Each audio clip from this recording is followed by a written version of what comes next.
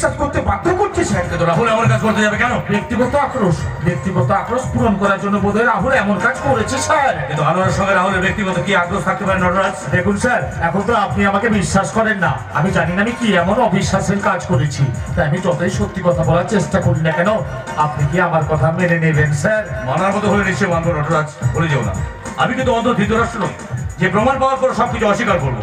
তুমি কি বলতে চাইছো পরিষ্কার করে বলো। আমি বলিনি স্যার, লোকে বলছে। সেটা তো জানতে চাইছি যে বলছে সবাই, কারণ আনোয়ারের মৃত্যুর রহস্যটা আমার কাছে জানা খুব প্রয়োজনীয়। তাহলে তো জানতে পারবো আমি যেটা ভাবছি সেটা সত্যি, আমি যেটা আমাকে ভাবানো হচ্ছে সেটা। সবাই বলছে রূপকথা ম্যাডামের সঙ্গে আনোয়ার আলীর একটা গোপন সম্পর্ক ছিল। দেখলেন স্যার, আমি বলছি আপনি আমাকে বিশ্বাস করবেন না। আর শুধু তাই নয় স্যার, এটাও শোনা যায় যে ধর্ম অনুযায়ী সেই সম্পর্ক মেনে নিতে পারেনি রূপকথা ম্যাডামের পরিবার। ওকে বলছে তাই রাহুলের রাগ ছিল আনোয়ারের উপর, তাই সেদিন প্ল্যান করে গন্ডগোলের মধ্যে রাহুল আনোয়ারকে ছুরি মেরে ওর দেহটাকে কোম্পানির পেছনের জঙ্গলে পুঁতে দেয়। মাঝখানে রাহুল এমন একটা কাজ করলো আসলে কেউ দেখতে পেল না, এটা কি করে সম্ভব নটরাজ? বলা তো যায় না স্যার, এই কর্মযোগে আমাদের কোম্পানির কিছু লোক হয়তো রাহুলকে আড়াল করতে সক্ষম হয়েছিল। আপনি কি এমন প্রমাণ পেয়েছেন অফিসার যে আপনি এতটা শিওর হচ্ছেন? স্যার স্যার ওই জায়গায় পড়ে থাকা দুটো জিনিস, এই লকেট আর মানি ব্যাগ। কোম্পানির সকলের হাতের ছাপ পরীক্ষা করা হয়েছে স্যার, এমনকি আমারও।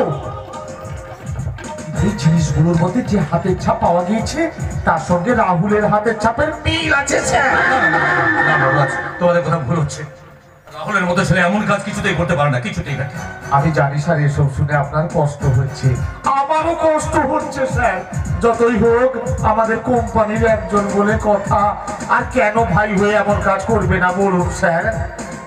দিদির অপকর্ম লুকুতে গিয়ে সে তো এই কাজ করতেই পারে। নটরাজ, প্রমাণ ছাড়া কোনো নারীকে তুমি অসম্মান করতে পারো না। আমার কাছে প্রমাণ আছে স্যার। কি প্রমাণ আছে তোমার কাছে? ভোলা বাবু একটু ভেতরে আসুন।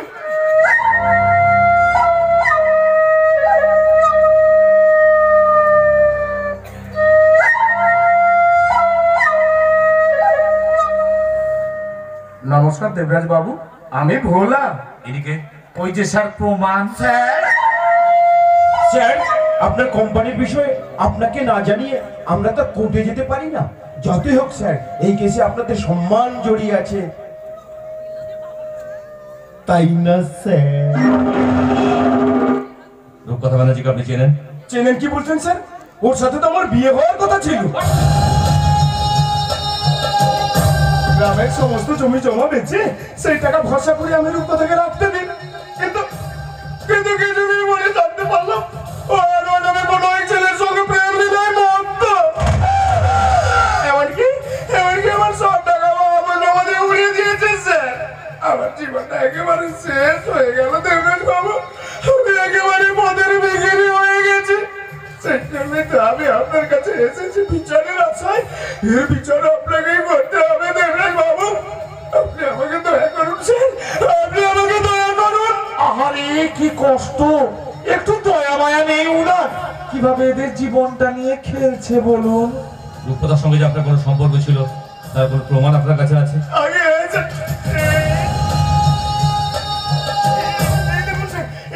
আমি এই রূপকথা পাশে আমার দিদি, এইবার আমার কথাগুলো বিশ্বাস হলো তো স্যার?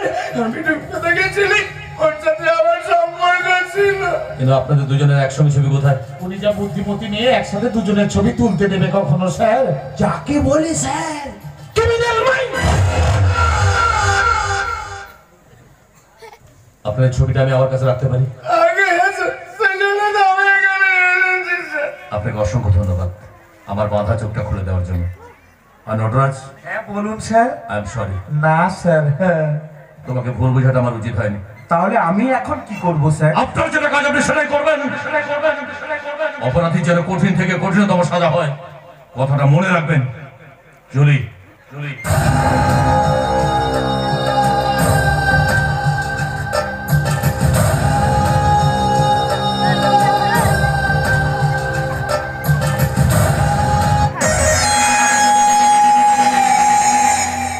দেবরাজ রায়, তুমি নিজেই জানতে পারলে না তোমার সর্বনাশের কবর বাস্তবে নিজেই করে ফেললেন। আর এদিকে ব্যানার্জি বাড়ির খবর আমি ঘুরে এনেছি নতুরাজ বাবু। যাকে বলে এক ঢুলো দুই পাখি। বাপের বাড়ি আর শ্বশুর বাড়ি তোমার দুকুলি গেল রূপকথা। এবার যে তোমাকে নিরুপায় হয়ে আবার বসবাস স্বীকার করতে হবে। ওই দেবরাজরা যখন জানতে পারবে রূপকথার গর্ভে সন্তান এসেছে তখন মানে রূপকথা ব্যানার্জি তোমরা কোনো চিন্তা করো না, যে বিষ আমি ওর কানে ঢেলেছি সেই বিষয়ের উপর ভর করে ও রূপকথাকে অবিশ্বাস করবেই। আর ওর সন্তান হবে এক পাপ কাজের ফসল। স্যার আপনি নটরাজ নয়, আমার এক চলে সব তাড়াতাড়ি চলে এলাম। আচ্ছা কি হয়েছে কি দেবরাজকে বৌমাকে? আর না না বর্দাদা বাবু, খুশির খবর আছে গো, খুশির খবর। খুশির খবর? আরে কি সেই খুশির খবর? আমার তাড়াতাড়ি বল কালীনাথ। আজ কত বছর হয়ে গেল কোনো খুশির আভাস আমি গা ভাসাইনি। তাড়াতাড়ি বল কালীনাথ, কি সেই খুশির খবর? বর্দাদা বাবু, এবার থেকে আপনি আর আমি সত্যি সত্যি বুড়ো হতে চলেছি। মানে মানে মানে আপনি দাদু হতে চলেছেন বর্দাদা বাবু। আরে কি বলিস কি কালীনাথ, এই যে আমি নিজের কানকেও বিশ্বাস করতে পারছি না। তুই যা বলছিস তা কি সত্যি? সত্যি কি গো বর্দাদা বাবু, এই কালীনাথের চোখ মিথ্যে কিছু দেখে না গো। ঈশ্বর ঈশ্বর তাহলে এতদিন বাদে আমাদের দিকে মুখ তুলে চেয়েছেন কালীনাথ। আমি জানতাম রূপকথাময় পারবে এই রয় ভিলাতে খুশির জোয়ার এনে দিতে। দেখিস কালীনাথ, তুই দেখিস তোর রানীমা আবার ফিরে আসবেন, তোর রানীমা আবার ফিরে আসবেন। আমার মনে যে তাই বলছে বরদাদা বাবু। ব্যাস কাল থেকে আমার অফিসে যাওয়া বন্ধ। কেন অফিসে যাওয়া বন্ধ হবে কেন? আরে বাবা, বৌমার খেয়াল রাখতে হবে না? আচ্ছা তার জন্য তো আমি আছি নাকি? তুই বুঝতে পারছিস না কালীনাথ, বৌমার গর্ভে তোর রানীমা আসছেন বলে কথা। আমি না থাকলে সে আবার রাজ করবে না বুঝি। যা বলেছে বরদাদা বাবু, তার জন্য আজকের আনন্দ সে কোথায়? যাচ্ছেন বাবা? তা তুমি ছাড়া এবারে মা সন্তান তাকে ডাকি বলো বাবা। সত্যি রে মা, আজ অনেকদিন বাদে আমার এই বুকটা তুই আনন্দে ভরিয়ে দিলি রে মা, আনন্দে ভরিয়ে দিলি বাবা। না বলুন বরদাদা বাবু, তুই ডক্টর পালকে গিয়ে বল উনি যেন আজই এসে বৌমাকে চেক আপ করে কিছু ওষুধ লাগবে তা দিয়ে বৌমার ড্যাক চারটা করে দিয়ে যায়। কি চা?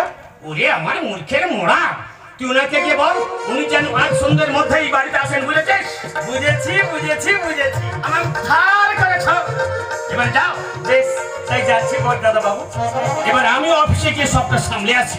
ওদের তো জানা দরকার যে আমার মায়ের কোলে সে না আসা পর্যন্ত আর আমি অফিস মুখ হচ্ছি না। বাবা বড় আনন্দ হচ্ছে রে মা, বড় আনন্দ হচ্ছে। সত্যি কি এটা আনন্দের বাবা? কেন এ কথা কেন বলছিস মা? কেন যে বলছি তা তো আপনার থেকে ভালো আর কেউ জানবে না বাবা। দেবরাজের কথা ভাবছিস? ভাবছিস না রে মা? দেখিস এই খুশির খবর ওর জীবনটা একেবারে পাল্টে দেবে। বাবা তুই কোনো চিন্তা করিস না রে মা, তোর এই পুরো বাপটা তো আছে নাকি? বাবা। কোনো চিন্তা করিস না মা, শরীরের খেয়াল রাখিস কেমন? আজ আমি খুব তাড়াতাড়ি অফিস থেকে ফিরে আসবো। বাবা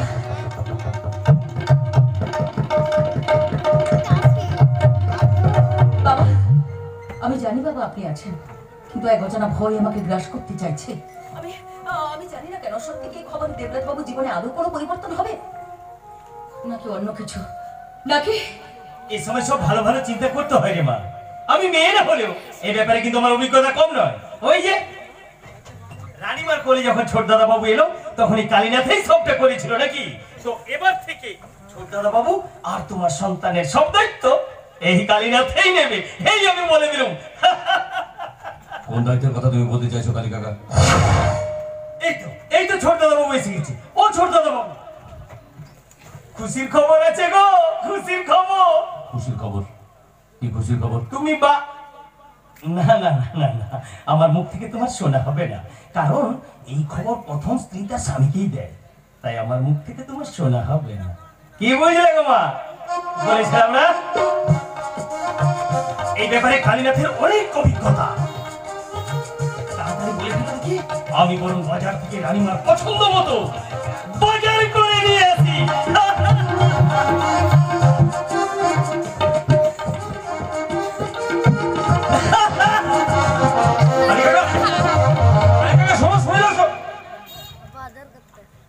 মায়ের পছন্দের খাবার মানে? কালী কাকা সব কি বলে গেল? আর কি এমন কথা যা স্ত্রী তার স্বামীকে প্রথম জানায়? কালী কাকা কোন খুশির কথা বলে গেল? না মানে আসলে ওই এত ঢোকে না কি আছে? বলুন কি খুশির খবর? দেবরাজ বাবু, আপনি আপনি বাবা হতে চলেছেন। What nonsense! আমি বাবা হতে চলেছি মানে কি বলতে চাইছেন আপনি? ঠিক বলেছি, আমার গর্ভে আপনার সন্তান। এ অসম্ভব, এ অসম্ভব! অসম্ভব মানে? আপনার সন্তান কখনো আমার সন্তান হতে পারে না। বলুন, কার সন্তান গর্ভবতী হয়েছেন আপনি? কোন পাপের ফসল এটা? ঠিক বলেছেন, যে মানুষটা আমায় কোনদিন স্বীকৃতি দিল না, আমায় ভালোই বাসলো না, তার অবাধে তোমার সাক্ষী হয়ে সত্যি কথাই আমি আমার গর্ভে পাপ ধারণ করেছি। আর সে পাপটা যদি হয়েই থাকে দেবরাজ বাবু, সেটা শুধুমাত্র করেছেন আপনি। এইভাবে নিজের নোংরা জায়গার কত মানুষকে ফাঁসাবেন আপনি? আমি নোংরা জায়গায় মানুষ ফাঁসাই? হ্যাঁ, তাই। আনোয়ার আলীর সঙ্গে আপনার কিসের সম্পর্ক ছিল? কথা বেড়াচ্ছে ভাইয়ের সাথে তাদের দিক যে সম্পর্ক হওয়া উচিত, ঠিক তাই। কেন ভাই বোনের পবিত্র সম্পর্ককে এর মধ্যে টেনে এনে নোংরা করতে চাইছেন আপনি? এর মধ্যে ছিল একটা অবৈধ প্রেমের সম্পর্ক। ঠিক সেই সম্পর্ক আপনি তৈরি করতে চেয়েছিলেন আপনার দুঃসম্পর্কের মামা ওই ভোলা বাবুর সাথে। এসব কথা আপনি কার মুখে শুনেছেন? দেবরাজ রায় কখনো মুখের কথা শুনে বিশ্বাস করে না। প্রমাণ দেখে সে প্রমাণ। প্রমাণ? কি প্রমাণ আছে আপনার কাছে? এই ছবি তার প্রমাণ। এবার অস্বীকার করতে পারবেন এই ব্যক্তিকে? এই ছবিগুলো দেখেই আপনি বুঝে নিলেন যে আমি একটা দুশ্চরিত্রা নারী। শুধু তাই কেন, আনোয়ার আলী মারা কেসে প্রমাণ সহ অপরাধীর খোঁজ পাওয়া গেছে। আর সে অপরাধী আর কেউ নয়, আপনার ভাই রাহুল ব্যানার্জি। রাহুল? কি শত্রুতা ছিল তার সাথে আনোয়ারের? বলতে পারবেন? না, পারবেন না। কারণ সেই শত্রুতার মূল কেন্দ্রবিন্দু আপনার আর আনোয়ারের গোপন সম্পর্ক। আমি আর সহ্য করতে পারছি না, আপনি চুপ করুন। লোকের ছেলেকে ফাঁসাতে চেয়েছিলেন তাই না? কত টাকা লাগবে আপনার? যত টাকা লাগে সেই টাকা আমি দেবো, কিন্তু ধরে পারেন না। বেরিয়ে যান বাড়ি থেকে। আর কোনোদিন যেন আপনার এই মুখ আমাকে আর আমার পরিবারের মানুষকে দেখতে না হয়, তার জন্য যত টাকা লাগে সেই টাকা নিয়ে চলে যান বাড়ি থেকে।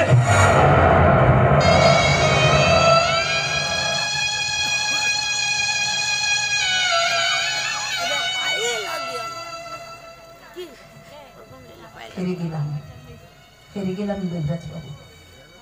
জীবন অন্তিমের যেটুকু বাকি ছিল আজ সেটাও শেষ হয়ে গেল।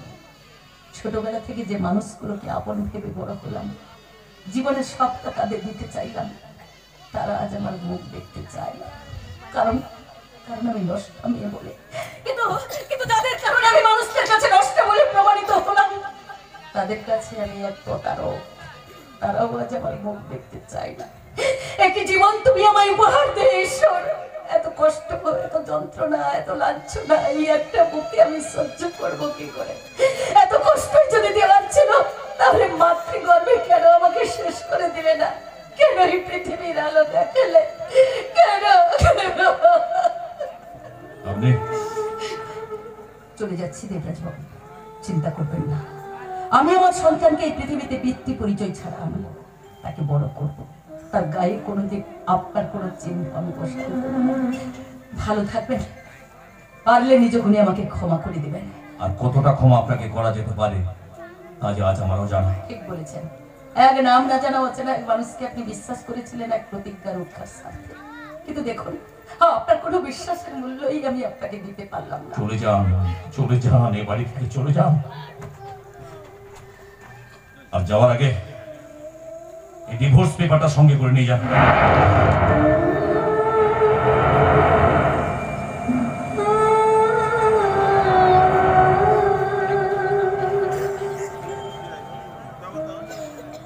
চলে যাচ্ছি দেবরাজ বাবু, তবে যাওয়ার আগে একটা শেষ অনুরোধ করতে চাইছি। আপনার বাবার কাছে আমার সম্পর্কে এই ধরনের কোনো কথা আপনি বলবেন না, কারণ এগুলো আমি সহ্য করতে পারলেও ওই মানুষটা সহ্য করতে পারবেন না। তাই দয়া করে ওনাকে এসব বলে আর কষ্ট দেবেন না। তাহলে কি বলতে হবে সেটা না হয় আপনি বলে যান। বলবেন না আমার বাড়ির লোকে আমার এই মিথ্যে বিয়ের বিষয় জানতে পেরে আমাকে বাড়ি নিয়ে গেছে। এটা কথা শোনার পরে উনি যদি আপনার বাড়ি যেতে যান, রাস্তা দেবেন না। আমার জীবনে আর কাউকে আসতে দেবেন না, কারণ এই বুকে কষ্ট সহ্য করবার মতো কোনো স্থান অবশিষ্ট নেই দেবরাজ বাবু, কোনো স্থান অবশিষ্ট নেই। আপনি সময়ের টানে আকাশ ছেড়েছে স্বপ্ন সাথী পাখির দল, অন্ধ ঝড়ের উস্কানিতে ভাঙলো তাদের আশার ঘর।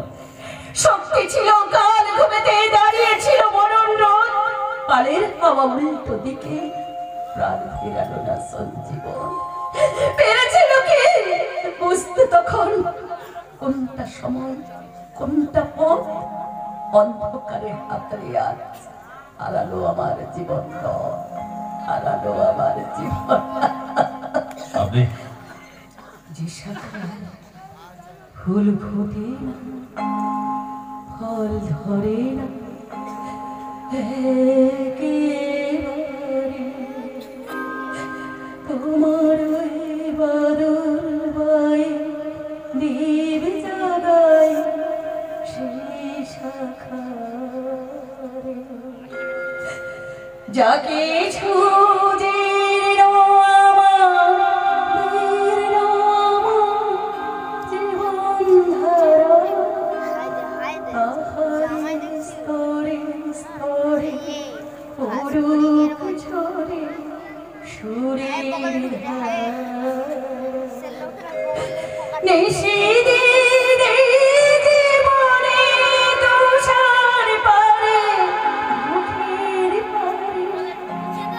শ্রাবণের ধারার মতো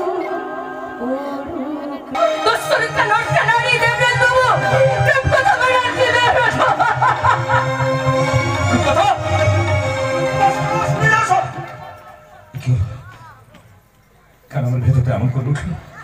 কেন আমার মনে হলো আমি বোধহয় কিছু ভুল করে ফেললাম? কেন ওর জন্য আমার এত কষ্ট হচ্ছে? তাহলে কি আমি রূপকথাকে আমার জয়ের উল্লাস, কারণ আমার তৈরি ছড়ে অন্তর্ভুক্ত আছে রায় পরিবার। রূপকথা ব্যানার্জিকে ময়দান থেকে সরিয়ে রায় কোম্পানি। এবার রায় বাড়ি থেকে আপনি নেবেন আপনার বদলার হিসেব, আর এই ব্যানার্জি বাড়ি থেকে আমি নেবো আমার অপমানের হিসেব। প্রথমে রাহুলকে জেলে পাঠাবো, তারপর রূপকথাকে বিয়ে করবো, আর সবশেষে এই ব্যানার্জি বাড়ির পুরো সম্পত্তির মালিক হয়ে বসবো। এই আমি ভোলা। আর ওদিকে দেবরাজ রায়কে সরিয়ে ঋষিরা রায় সমস্ত কিছুকে ভোগ করবো আমি। এই নতুন রাজনাথ আমার এক চলে সব কুপ্রকার। আপনাদের এই চাল কোনদিন সফল হবে না ম্যানেজার বাবু। দেখি রাহুল, তুমি এত তাড়াতাড়ি অফিস থেকে ফিরে এলে? না এলে তো জানতেই পারতাম না সত্যি আর মিথ্যের আসল রূপটা। বাবা, তোমাকে আমরা নিজের ভেবে কাছে টেনে নিয়ে বাড়িতে আশ্রয় দিয়েছি। আমাদেরই বাড়িতে থেকে আমাদেরই অন্ন ধ্বংস করে তুমি আমাদেরকে ছবল মারতে চাইছো? সাপকে দুধ কলা দিয়ে পুষলে সে তো ছবল মারবে, তাই না? আর কোনটা তোমাদের বাড়ি বলছো ভাগ্নে? এটা ছিল তোমার দেখতে আমার হয়ে গেছে, আর বাকি অর্ধেকটা আজই হয়ে যাবে। মানে সেটা তোমার দিদি যে ব্যাপারে সই করেছিল তাতে তোমার মায়ের নাম নয়, এই ভোলা বাবুর নাম ছিল। আমাদের বিশ্বাসের তো এই মূল্য দিলি? ভোলা বাবুকে বিশ্বাসঘাতক না বলে সেটা তুমি নিজেকে বলো রাহুল। তোমার দিদির করা বিশ্বাসের কি মূল্য দিয়েছো? আজ ভোলা বাবুকে বিশ্বাসঘাতক বলছো, যে তার আপনজনদের বিশ্বাস করতে পারে না, তার পরিণতি এটাই হয় রাহুল। আজ আমি স্পষ্ট বুঝতে পারছি আপনারাই ষড়যন্ত্র করে আমার মনকে দিদির বিরুদ্ধে মিশিয়ে তুলেছেন, যাতে আমরা দিদিকে আমাদের থেকে আলাদা হতে বাধ্য করি। তা কি করবো বলো ভাগ্নে?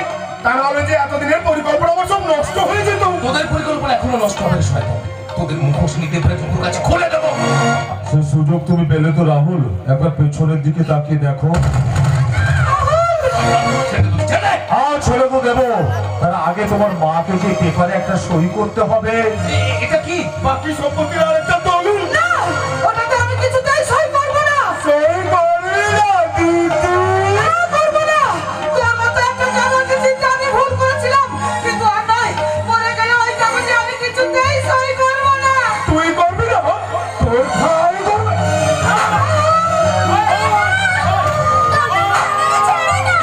ছেড়ে দিও, তোমায় করি শোনা। সই যদি না করে মেয়েকে আমি বিবস্ত করবো, তারপর কাঁচা মাংসগুলোকে ছিঁড়ে ছিঁড়ে খাবো।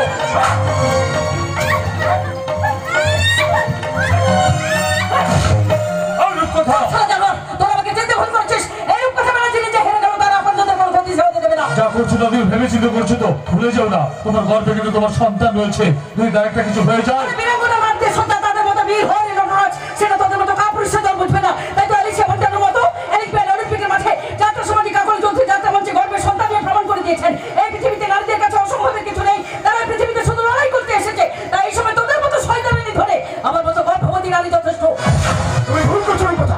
একটা মস্ত বড় ভুল করছো। তুমি বুঝতে পারছো না এর ফল কি হতে পারে।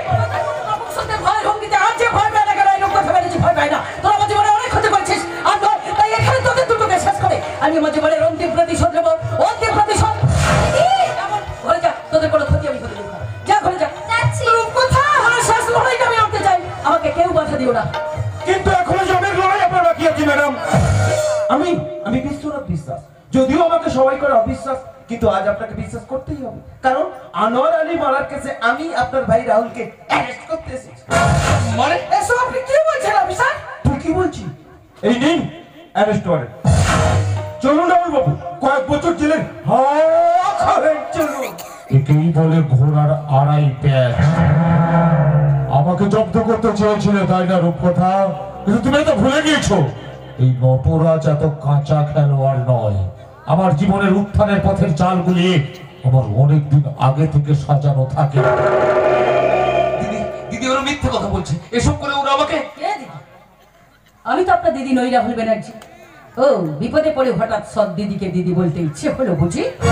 এসব তুই কি বলছিস রূপকথা? কেন ভুল বললাম বুঝি? যখন আপনার ছেলে ধীরে ধীরে অন্ধকারের পথে এগোচ্ছিল, তখন মা হয়ে আপনি কি করতে পেরেছেন দামিন দেবী? পেরেছেন নিজের ছেলেকে আটকাতে? না, পারেননি। তখন আপনি অর্থের অহংকারে অন্ধকারের পথে আলোর খোঁজ করে ফেলেছিলেন। তাই আজ নিজের ছেলে পরিণতি দেখে কষ্ট হচ্ছে, তাই না? আপনাদের মতো মায়েরা যারা ছেলে মেয়ের প্রতি ভালোবাসা অন্ধ হয়ে তাদের বিপদের পথ থেকে না টেনে এনে বেশি করে তোলাই দেয়, এইসব মায়েদের এমন অবস্থা হওয়া উচিত। দিদি আমি নিরপরাধ, ওরা আমার ষড়যন্ত্র করে আমাকে ফাঁসিয়েছে। ছোটবেলায় যদি আপনার দিদির বলা কথাগুলো মনে রাখতেন, তাহলে আজ আপনাকে এই পরিস্থিতির সম্মুখীন হতে হতো না রাহুল ব্যানার্জি। কথাই বলে সৎসঙ্গে স্বর্গবাস, অসৎসঙ্গে সর্বনাশ। দিদি চিন্তা করবেন না রাহুল বাবু, আপনার কোনো ক্ষতি হোক সেটা আমি চাই না। যেমন করেই হোক এই মিথ্যে কেসের বেড়াজাল ছিঁড়ে আপনাকে বার করে আনবো। তবে হ্যাঁ, আপনি আমার ভাই বলে এই কাজ আমি করবো না। করবো মৃত বাবাকে প্রতিজ্ঞা করেছি বলে। ওকে নিয়ে যান অফিসার। চলুন রাহুল বাবু, ইউ আর আন্ডার অ্যারেস্ট, চলুন।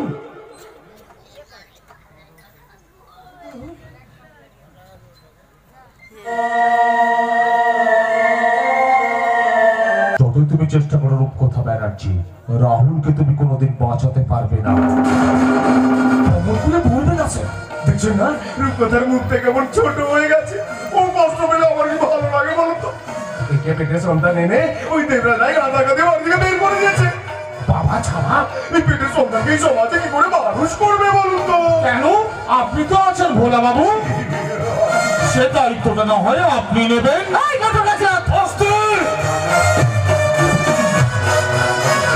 এত উত্তেজিত হওয়ার কিছু নেই, তোমার ভালোর জন্যই বলছি।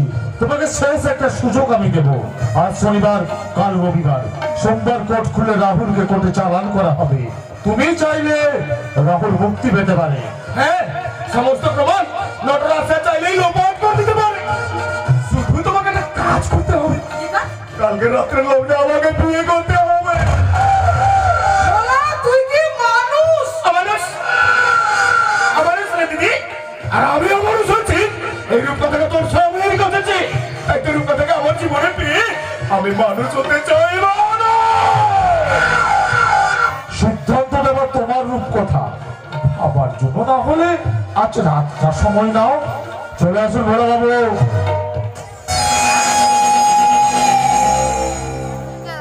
নটরাজ নাথ আমার এক চলে সব কুপু গাছ।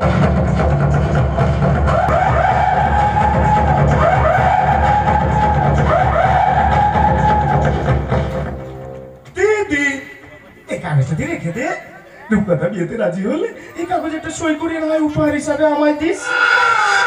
কারণ যতই হোক তোর নিজের ছেলে বলে কথা, তাকে তুই এভাবে নষ্ট হতে দিতে চাইবি না, তাই না?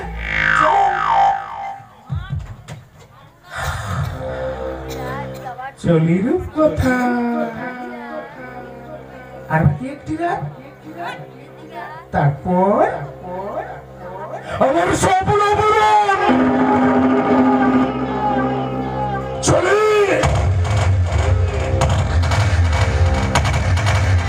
রাহুলকে কি কোনো ভাবে? আমি যখন কথা দিয়েছি রাহুল বাবুর কোনো ক্ষতি আমি হতে দেবো না, আপনি নিশ্চিন্তে থাকুন। দেবরাজ বাবু তোকে অবিশ্বাস করলো কেন?